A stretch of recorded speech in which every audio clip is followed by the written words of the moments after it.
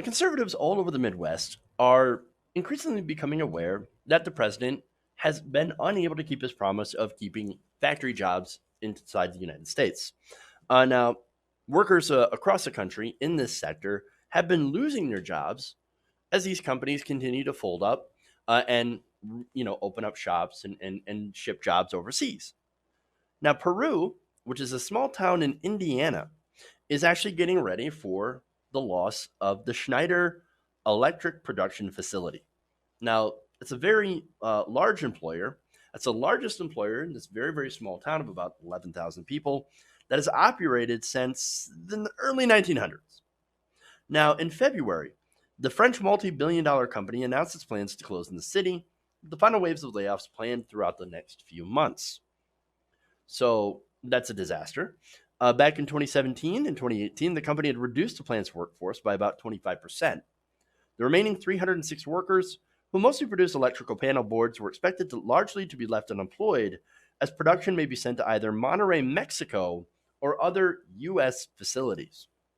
So here you have another small town, another factory that's closing, and hundreds of people in this case in small town America losing their jobs. Now that's going to be, of course, devastating for the local economy. So now juxtapose this, and this scene is happening all over the country in many of the Midwest's small towns and townships. Uh, Juxtapose this with Trump's bragging that the economy is tremendous and very, very, very, very strong, right? When you compare the two things, well, I mean, it really kind of looks like somebody isn't telling the truth. Like somebody's kind of lying about this. No, what do you believe? Trump, who lies all the time, or your lying eyes? If you're in one of these towns, I think the answer is obvious.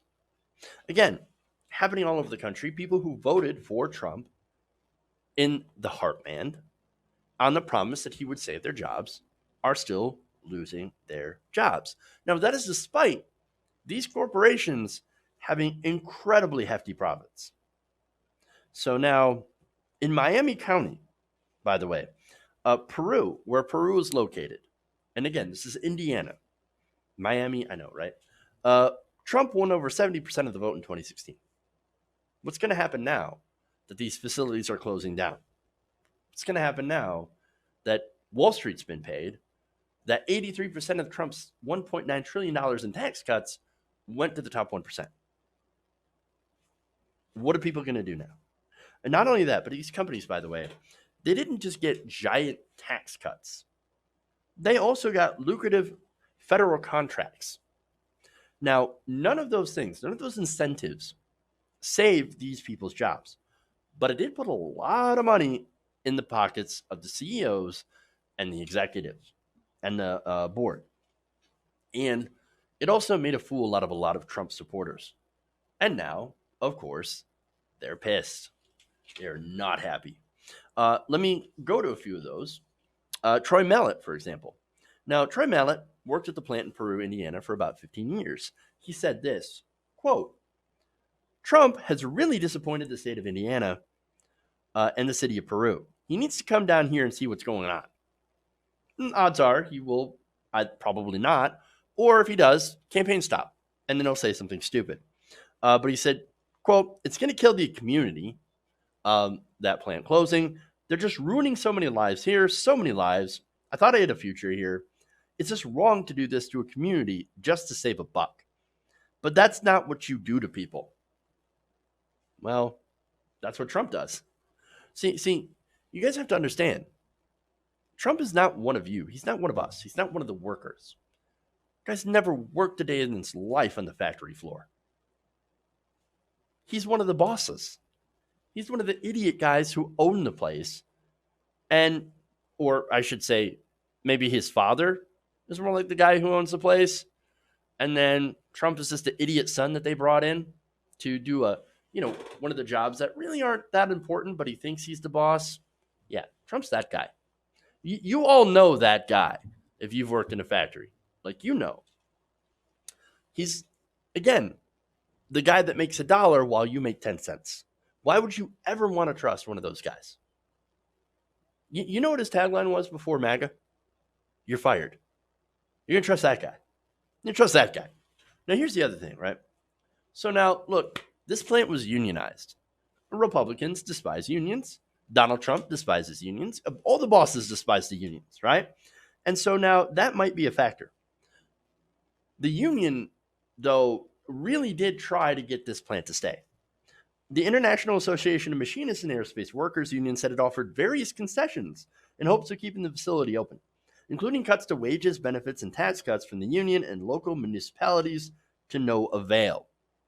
Now, look, the other thing that's in the news today is the GM strike. What just happened in the GM strike is you had the company that said, you know what we're going to do? We're going to pull all of your health care.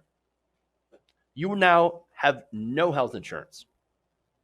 That's what the companies do. The negotiations fell apart because some of the stuff that the union was looking for in concessions from the actual company is obviously higher pay, higher benefits, an elimination of the reliance on temporary workers, allowing people to get to top pay faster. Right now, it takes about 8 years for someone who hires in to actually make the maximum wage. It's about $30 an hour. That doesn't include benefits, of course.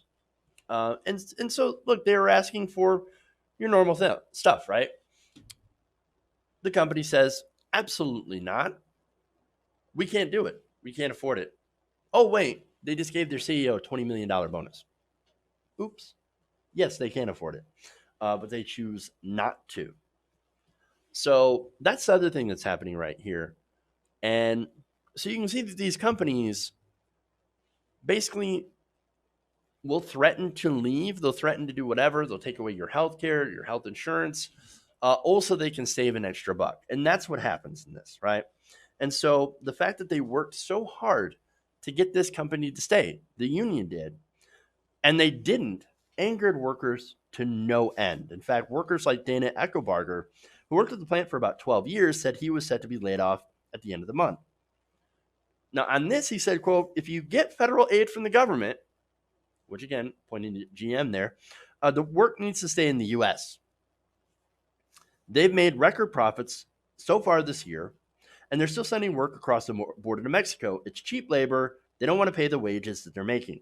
Now, this is in relation to Schneider Electric, to be fair. Eckelberger also added that Schneider Electric had received millions of dollars in federal contracts, tax cut savings, stimulus funding, but was still offshoring U.S. jobs. In fact, Schneider Electric and its affiliates have started more than $9 million in new federal contracts since announcing the Peru plant, Indiana plant closure. That closure has been criticized as a union-busting measure, as the Schneider plant in Peru was one of the 2 U.S. plants to strike in 2014 amid new union contract negotiations. So, again, they despise unions because there's nothing scarier to a boss and a boardroom than the workers coming together to collectively bargain for wages. That's why they lobby the government to try to crush unions, to try to prevent people from joining unions in the first place, and to make it easier for plants to crush down on unions. So if you want to fight the power, join a union. But anyway, now Eckelbarger continued by saying, quote, this has been a money-making company for 100 years, and it's just proving that unions are not the cause of companies going out of business. No, they make plenty of money, plenty of profit. They just don't want to share it with the workers.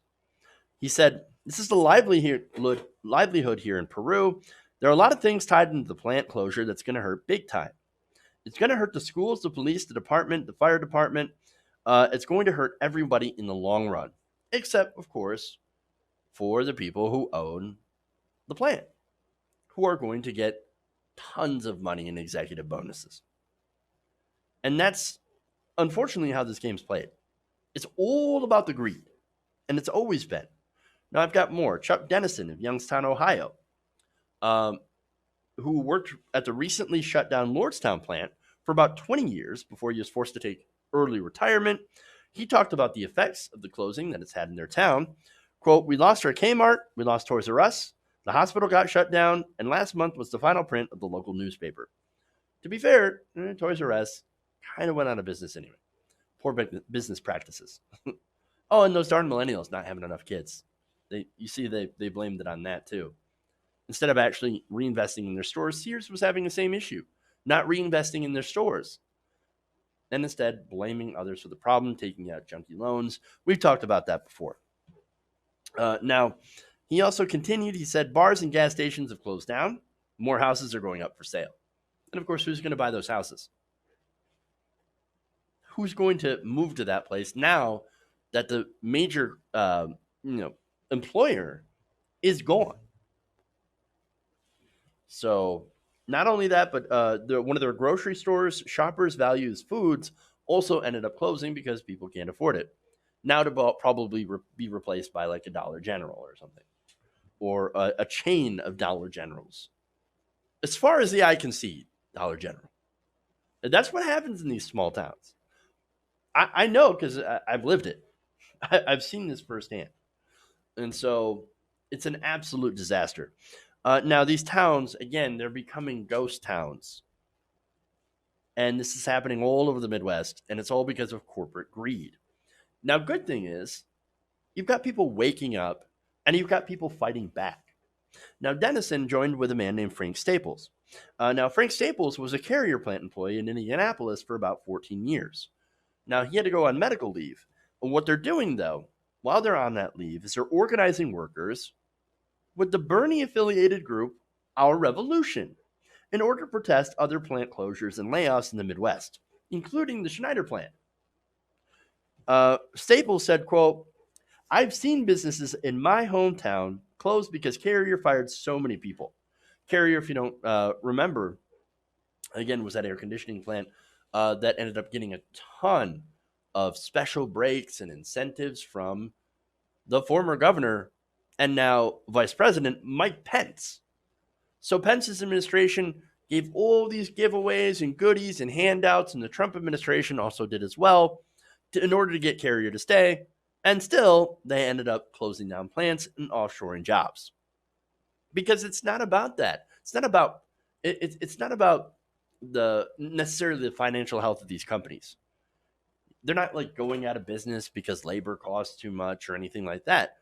No, they're leaving because they want to save a buck. They're leaving so they can go to places like China and Vietnam, and open up plants in places basically where they can pay labor dirt cheap. And they're hurting communities. They're destroying communities, and they're hurting the economy. And in the end of the day, they're also going to hurt themselves because nobody's going to be able to afford their products if all these jobs are gone. So now, Staples argued that if Schneider Electric followed through with closing the plant, the city's loss in payroll taxes and cascade effect on small businesses would completely ruin the town. Quote, "They're not going to have a Peru anymore. You're going to have a community ripped apart in the Midwest due to corporate greed." And this is what Bernie Sanders and Elizabeth Warren is talking about. So now both of them are talking about corporate greed. I think Bernie Sanders has the most robust plans in order to take on corporate greed. And to take on Wall Street and the CEOs. But Elizabeth Warren also has some decent plans as well. And that's being, I think, fairly objective. Okay. But this is what happens when we have a system that is rigged against the average person and in favor of the rich. And by the way, this is why we need a total transformation of that system, and why I don't think Elizabeth Warren's plans are quite enough or quite what we need at this time. Everything they claim, by the way, the Republicans claim that democratic socialism or socialism would do: drive out businesses, destroy towns, rip apart families, leave people without work and hope. All that's happening under a Republican administration and right-wing economic policies. What we need is a complete revitalization of labor rights in this country, as well as a president who is willing to stand up against these corporations and their greed. Because look, if we don't, this is going to continue, and the middle class is eventually going to be destroyed completely. Hey guys, hopefully you enjoyed that free video. Now I'm going to have to ask you a favor. Between the demonetization and the YouTube algorithm messing around with view counts, etc., we're having a hard time adjusting to the new YouTube reality, which is where you guys come in. See, we have a Patreon, patreon.com/TYTNation, set up to help us rely on you guys, the viewers, instead of big corporate ads. Look, you know the show. You know I'm not in favor of big corporations anyway. So help us transition away from relying on the ad model to pay the bills and sign up to be a patron, patreon.com/TYTNation. That goes a long way to help us keep the lights on. And you guys will know that you're supporting independent progressive media.